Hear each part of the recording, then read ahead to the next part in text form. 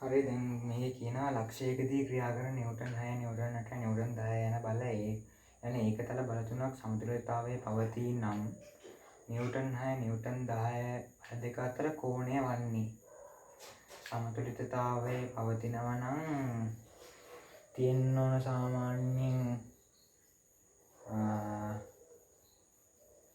අනිත් බල දෙකේ සංප්‍රයුක්තය මේකතු කරාම අනිත් තනි බලයට සමාන වෙන්නේ. එතකොට සාමාන්‍යයෙන් මෙහෙම තිබ්බ කියලා හිතන්නකො.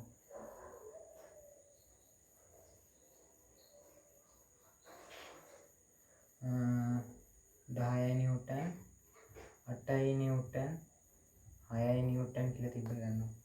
ඊට පස්සේ බල දෙක අතර කෝණය අහනවා නිව්ටන් 6 සහ නිව්ටන් 10 අතර.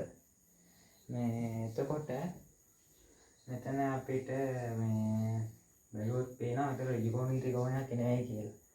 3 4 5 තියෙන. අපේ ඇඳගත්තොත් එහෙම කොහොමද? මෙහෙම 10 තියෙනවා. මෙහෙම 8 තියෙනවා.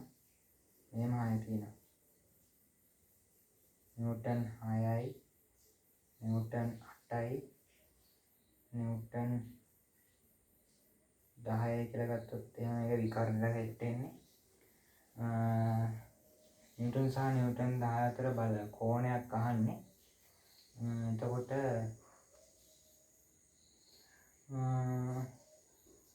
ඒ කියන්නේ අපි අරන් තියෙන්නේ මෙහෙම ගිහිල්ලා මෙහෙම ගත්තොත් එහෙම කෝණේ. හැබැයි අපිට ඕනේ එතකොට එන්නේ මෙන්න මෙහෙම. ඔය 10 මෙහෙමත් ගහතේ කියන්නේ. ඒතර මේ කෝණය අපිට ඉන්නේ හැබැයි ඒක අපිට ඕනේ අනිත් කෝණ. ඒක ගතේ ගැවුලක් නැහැ. වල දෙක අතර කෝණය වන්නේ කියලා අහුවොත් එහෙම දැන් 6 10 අතරනේ. මේක අහන්නේ. මේක තීටා නම් මේ කෝණය කොහොමද ගන්නෙ?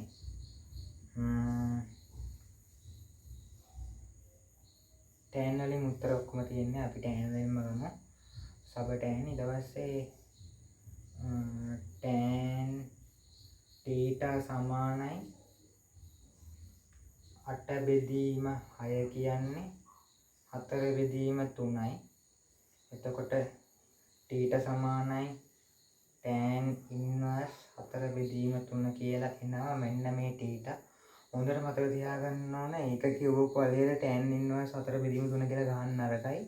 මොකද අපෙන් අහන්නේ නිව්ටන් 6 සහ නිව්ටන් 10 අතර වර්තමාන තත්ත්වයේ කෝණය. ඒතර වර්තමාන තත්ත්වය කියනකොට මෙහෙම කියලා නෑ. ඒකට එන්නේ අහන්නේ මේ නිව්ටන් සහ නිව්ටන් 10 තියෙන්නේ මෙහෙම. මේ දෙක එකතු කරාම මෙහෙම එනවා නම් අපි හොයලා තියෙන්නේ 10 මෙන්න මෙහෙම තියෙද්දි. 10 6 මෙහෙම තියෙද්දි කෝණය. එතකොට ඔය ඇවිල්ලා තියෙන්නේ මෙන්න මේ චූටි කෝණය. සුළු කෝණයනේ. සුළු කෝණයක් 10 6 අතර නිර්මාණය වෙන්නේ මේ අවස්ථාවේ විතරයි. සුළු කෝණයක් නෙමෙයි අපෙන් අහන්නේ මහා කෝණයක්. එතකොට මේ සරල රේඛාවේ කෝණය 180යි 180න් ඔය t අඩු කරලා ගන්න ඕනේ ඒකට. එතකොට මේ කෝණය කියන්නේ tan inverse 4 බෙදීම 3. එතකොට අංශක 180 ඍණ tan inverse 4 බෙදීම 3 උත්තරේ උත්තರಾಂಕ 5.